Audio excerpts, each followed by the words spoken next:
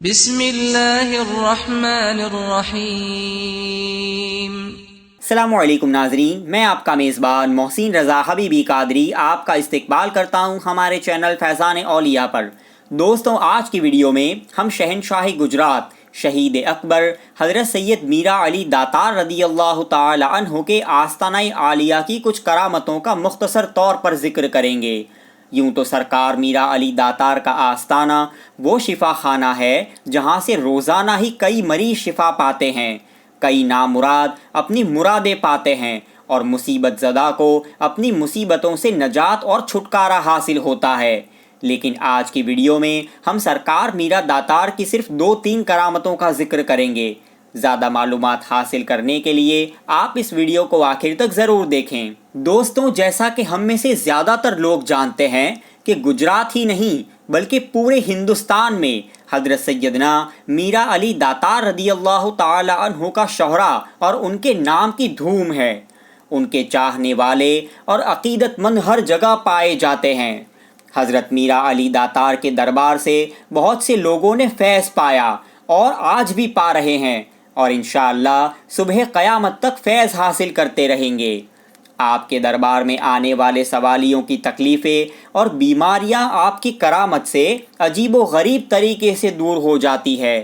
حضرت سید میرا علی داتار رضی اللہ تعالی عنہ نے اپنی جان کو ظلم کے خلاف لڑتے ہوئے راہ خدا میں قربان کر دیا۔ ان کی یہ قربانی بارگاہ رب العالمین میں ایسی مقبول ہوئی کہ اللہ تبارک و تعالی نے ان کے مزار مقدس کو ایک روحانی اسپتال بنا دیا ہے۔ حضرت میرا علی داتار کی حیات پاک پر اور آپ کی شہادت کے واقعے پر ہم نے ویڈیو اپلوڈ کیا ہوا ہے۔ اگر آپ نے اس کو نہ دیکھا ہو تو اسے ضرور دیکھیں، اس کی لنک آپ کو نیچے ڈسکرپشن میں مل جائے گی۔ دوستوں، 1975 کی بات ہے کہ ایک صاحب جن کا نام ابو بکر تھا اور جو گجرات کے دیلواڑہ نامی گاؤں کے رہنے والے تھے، ان کی آنکھوں کی روشنی جادو کے اثر سے چلی گئی اور وہ نابینا ہو گئے۔ آنکھیں چلی جانے کی وجہ سے وہ بہت غمگین اور پریشان ہو گئے۔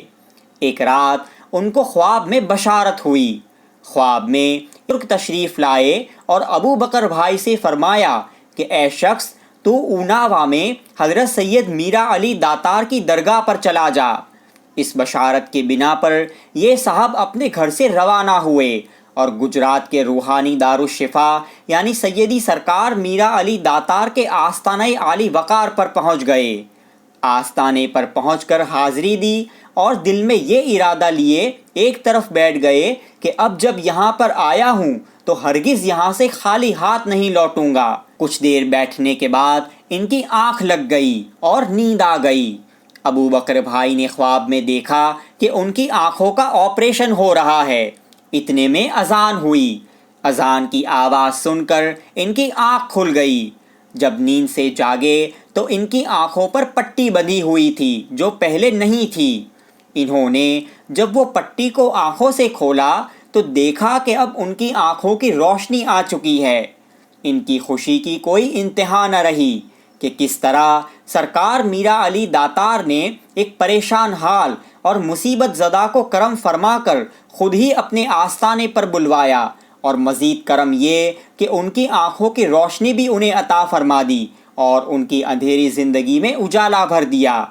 سرکار میرا علی داتار کی چوکھٹ سے یہ صاحب بڑے خوش ہوتے ہوئے اپنے گھر کی جانب روانہ ہوئے۔ ایک شخص جن کا نام محمد حسین تھا سن 1951 میں راجستھان سے اوناوا شریف حاضر ہوا۔ اس کو آسیب کا اثر تھا۔ وہ آستانہ میرا پر حاضر ہوا اور حاضری بھرتا۔ ایک دن حاضری بھرنے کے دوران اس پر ایک جنونی کیفیت طاری ہوئی اور اس نے اپنے خود کا گلا 1.5 انچ تک کاٹ ڈالا۔ حیرت کی بات یہ کہ 1.5 انچ گلا کٹنے کے باوجود وہ شخص باتیں کر رہا تھا۔ اس کو جلدی سے احمد آباد کے سیول ہاسپٹل میں لے کر گئے۔ جب وہاں کے ڈاکٹروں نے اسے دیکھا تو وہ بھی حیران رہ گئے کہ اتنا گلا کٹنے کے باوجود ابھی تک یہ شخص زندہ کیسے ہے۔ سیول ہاسپٹل میں اس کا علاج ہوا، پھر واپس وہ سرکار میرا علی داتار کے دربار میں حاضر ہوا۔ روزانہ اپنے گلے پر لوبان کی راکھ لگاتا۔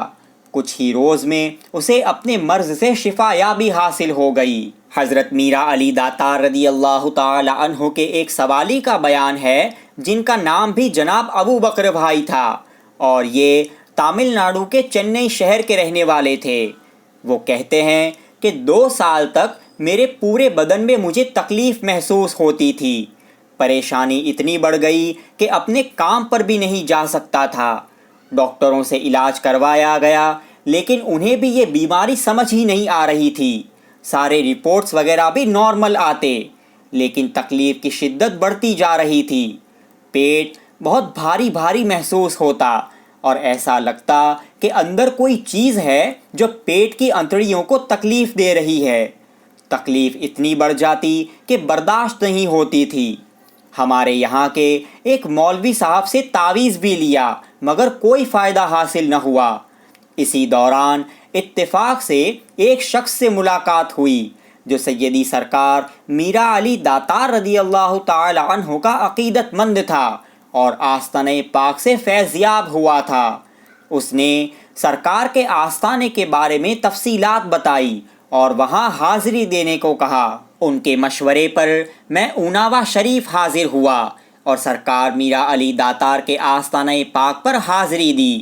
میں نے درگاہ شریف پر ہی چلہ بندھوایا اور روزانہ لوبان میں حاضری دینے لگا۔ 5ویں دن جب جمعرات کا دن تھا، لوبان کے وقت میرے منہ سے 3 نیمو نکلے۔ اس کے بعد میری تکلیف میں کافی کمی آ گئی، لیکن ابھی وہ تکلیف ضرور محسوس ہوتی جیسے اندر کوئی پیٹ کی انتڑیوں کو تکلیف دے رہا ہے۔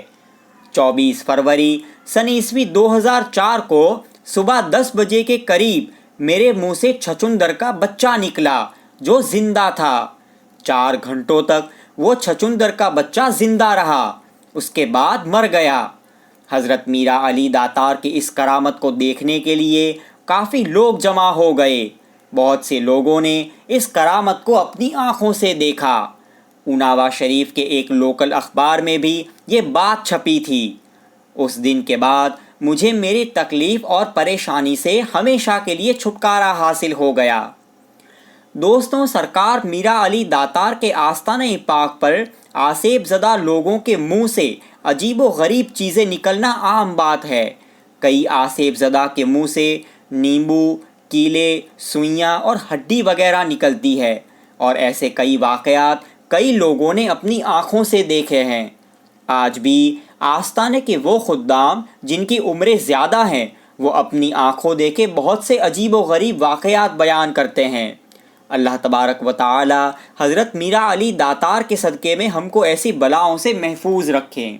دوستوں، یہ سرکار میرا علی داتار رضی اللہ تعالی عنہ کی کچھ مختصر کرامتوں کا ذکر ہم نے کیا۔